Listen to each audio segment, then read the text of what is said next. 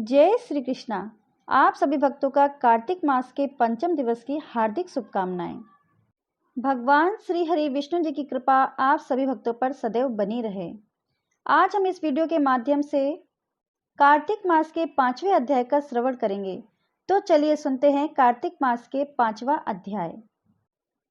राजा पृथु ने कहा, हे मुनि जी, आपने कार्तिक मास में स्नान का फल कहा। अब अन्य मासों में से विधिवत स्नान करने की विधि, नियम और उद्यापन की विधि मुझे बतलाइए। देवर्षि नारद बोले, हे राजन, आप भगवान विष्णु के अंश से उत्पन्न हुए हैं, अतः यह बात आपको मालूम ही है। फिर भी मैं आपको यथाचित विधान बतलाता हूँ, ध्यान से सुनिए। आश्विन मास में शुक्ल पक्ष की एकादशी से कार्तिक के व्रत करने चाहिए। सुबह ब्रह्म मुहूर्त में उठ के जल का पात्र लेकर गांव से बाहर पूर्व या उत्तर दिशा में जाएं।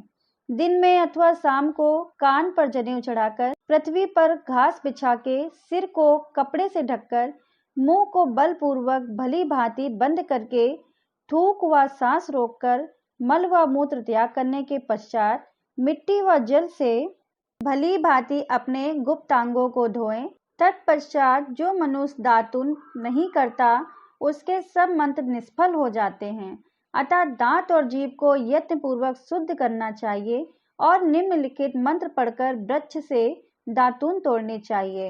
हे बृहस्पति, तुम हमें आयु, कीर्ति, तेज, प्रजा, पशु संपत्ति, महाज्ञान, बुद्धि, विद्या हमको प्रदान करो।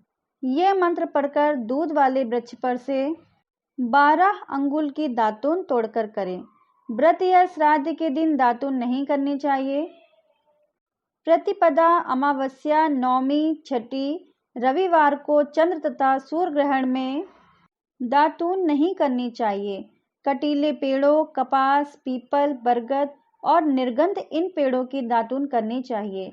पश्चात भली भांति स्नान करके फूल माला, चंदन और पान इत्यादि पूजा की सामग्री लेकर प्रसन्न मन व भक्ति पूर्वक भगवान शंकर के मंदिर में जाना चाहिए।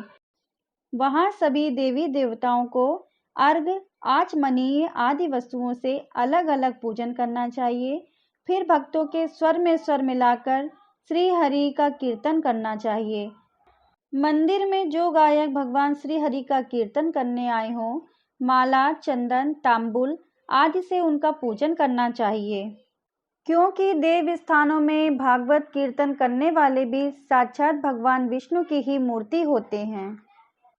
यह लोग सतयुग में विष्णु जी को अपनी तपस्या, योग और दान द्वारा भगवान को प्रसन्न करते थे, मगर कलयुग में भागवत गुणगान ही भगवान श्री हरि को प्रसन्न करने का प्रधान साधन माना गया है। नारद जी ने राजा पृथु से कहा, हे नारद, मैं वैकुंठ अथवा योगियों के हृदय में भी नहीं रहता, अपितु जहाँ मेरे भक्त मेरा कीर्तन करते हैं वहाँ मैं अवश्य रहता हूँ। जो मनुष्य चंदन, माला आदि से मेरे भक्तों का पूजन करते हैं, उनसे मेरी ऐसी प्रीति होती है कि जैसे कि मेरे पूजन से भी नहीं हो सकती। शिरीष, धतूरा, गिरजा, चमेली, केसर व कंदार तथा कटल के फूलों व अक्षतों से भगवान विष्णु की पूजा नहीं करनी चाहिए। अड़हल, कंद, गिरीश, जुहू, मालती और केवड़ा के पुष्पों से भगवान शंकर की पूजा नहीं करनी चाहिए। लक्ष्मी के इच्छुक पुरुषों की तुलसी पत्र से सूर्य नारायण की पूजा नहीं करनी चाहिए। जिन देवताओं की पूजा में जो फूल निर्दिष्ट हैं, उन्हीं से उनका पूजन करें। पूजन समाप्त करने के पश्चात भगवान से क्षमा प्रार्थना करें। हे सुरेश्वर, हे देव, मेरे पास न मंत्र है न क्रिया है, मैं भक्ति से भी हीन हूँ। जो कुछ भी पूजा मैंने आपकी की है उसे पूरा करें। ऐसी प्रार्थना करने के बाद दंडवत प्रणाम दो व क्षमा प्रार्थना करके भगवत कीर्तन करना चाहिए। श्री हरि की कथा सुननी चाहिए और प्रसाद ग्रहण करना चाहिए। इस तरह बताई गई विधि के अनुसार जो मनुष्य कार्तिक व्रत का अनुष्ठान करते हैं, वह संसार के सभी सुखों को भोगते हुए अंत में मुक्ति को पाते हैं। चलिए सुनते हैं पथवारी माता की कहानी। एक बार पथवारी माता पाल और विनायक जी में झगड़ा हो गया। सब आपस में स्वयं को बड़ा बताने लगे। इतने में एक ब्राह्मण का लड़का आया। पाल पटवारी गजानन जी ने उसे रोका और कहा, लड़के रुक जा और हमारा न्याय करके जा। लड़का बोला, मैं कल वापस आऊंगा तब न्याय करूंगा। घर आकर लड़के ने माँ से कहा, मुझे कल पाल पटवारी माता विनायक जी का न्याय चुकाना है। तो माँ ने कहा, बेटा सबको बड़ा बता देना। दूसरे दिन लड़का वहां गया और बोला, पाल माता आप बड़ी हो, क्योंकि हर व्यक्ति आता है और स्नान ध्यान करके शुद्ध होकर जाता है और आप सबकी रक्षा करती हैं। हे पटवारी माता, आप सबसे बड़ी ही हो, क्योंकि कितने ही भी तीर्थ धर्म ध्यान कर लें पर आपकी पूजा किए बिना उनका कार्य पूर्ण नहीं होता है। आप जीवित को भी तारती हैं और मरने के बाद भी उद्धार करती हैं। पटवारी माता पथ की धारणी, इसलिए आप बड़ी हो। अब विनायक जी से लड़का बोला, सबसे पहले शुभ काम में आपको ही मनाया जाता है। आपको ही ध्याए बिना कोई काम सिद्ध नहीं होता है, इसलिए आप बड़े हो। पटवारी माता विनायक जी भगवान लड़के की चतुराई से प्रसन्न हो गए और बोले, लड़के तुमने तो हम सबको ही बड़ा कर दिया। उसको सुख से रहने का आशीर्वाद दिया और जौ के दाने उसके अंगोछे में डाल दिए। लड़का सोचने लगा, ये तो घाटे का सौदा रहा।